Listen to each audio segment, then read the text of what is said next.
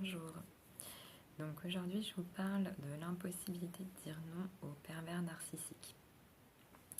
Donc en fait, ce qui va se passer avec un pervers narcissique, c'est que il va vous mettre dans des situations où vous allez vous sentir obligé de dire oui. Il va formuler les choses d'une façon à ce que vous ayez très peu de possibilités de dire non. Donc par exemple, j'avais un supérieur hiérarchique donc qui faisait ça, qui me donnait, qui me demandait quelque chose. En fait, il me donnait même pas un ordre, mais il me demandait. Et alors, je sais pas comment l'expliquer parce qu'il le faisait d'une manière qui faisait que je disais oui, en fait, systématiquement. Je réfléchissais même pas, je disais oui. Et sauf qu'au bout d'un moment, ça a commencé à me mettre assez mal à l'aise. En fait, j'ai commencé à me dire, mais en fait, je dis toujours oui, et j'ai l'impression que je peux jamais discuter, que je peux jamais demander comment je dois faire, de jamais discuter des conditions. Et donc, je me disais, mais voilà, je peux jamais dire non, en fait. Et bon, après, j'ai compris qu'il était pervers narcissique, donc voilà, donc en fait, voilà, il n'y avait rien à faire. Mais voilà, ils vont vous mettre tout le temps dans ces situations-là. Ils vont aussi vous mettre dans des situations où vous allez vous sentir redevable. Puisque, en fait, quand ils vont vous donner des choses, ils vont faire des choses pour vous. Et inconsciemment, vous allez vous dire je ne peux pas dire non à la personne qui m'aide, qui me soutient, enfin, soi-disant. Enfin, voilà, en tout cas, ils ont fait des choses pour vous. Vous aurez l'impression qu'ils vous ont donné quelque chose, mais en fait, bon, ils vont chercher quelque part à reprendre.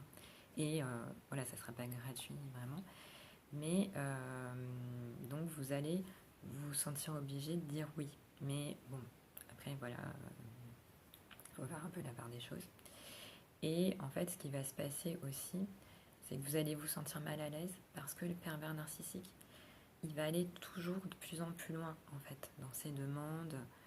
Et vous allez vous dire à un moment, je dis oui, j'accepte ces choses-là, mais c'est pas mes valeurs, c'est pas ce que j'aurais fait moi, c'est pas ça me ressemble pas. C'est des choses qui me gênent, qui me rendent vraiment mal à l'aise. Et vous allez avoir envie de dire non. Et c'est là que ça va être très difficile de dire non. Il va falloir vraiment trouver des moyens de dire non. Et en plus, vous allez avoir un conflit de loyauté envers le pervers narcissique et aussi envers vous-même, parce que vous allez me dire, je suis pas... je suis ingrate, je suis pas reconnaissante, alors qu'en fait, c'est lui qui vous aura mis dans cette situation. C'est ça qu'il faut comprendre. Et donc,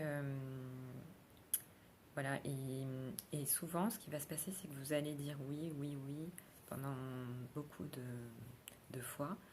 Et donc, quand vous allez vouloir dire non, ça va paraître incohérent. Et il va vous dire, bah voilà, pourquoi tu dis non tout d'un coup, avant tu disais oui, c'est pas logique, c'est pas... Voilà. Mais il va falloir sortir de ça et se dire... j'ai le droit de changer d'avis, j'ai le droit d'être incohérente, si je le veux, si c'est mon droit. Et c'est vrai qu'on voit des vidéos qui nous disent de mettre des limites aux pervers narcissiques, mais en fait c'est très difficile avec les pervers narcissiques de mettre des limites. Et souvent on va être coincé, en fait on va pas pouvoir, à part prendre de la distance, en fait, ça va être très difficile parce qu'on ne peut pas communiquer avec eux. Donc leur parler de limites, c'est pratiquement inconcevable et voilà, ça va être très compliqué. Donc voilà. Après, à voir, voilà. Mais c'est vrai qu'en général, ils nous laissent peu de possibilités de dire non et peu de possibilités de communiquer en général même.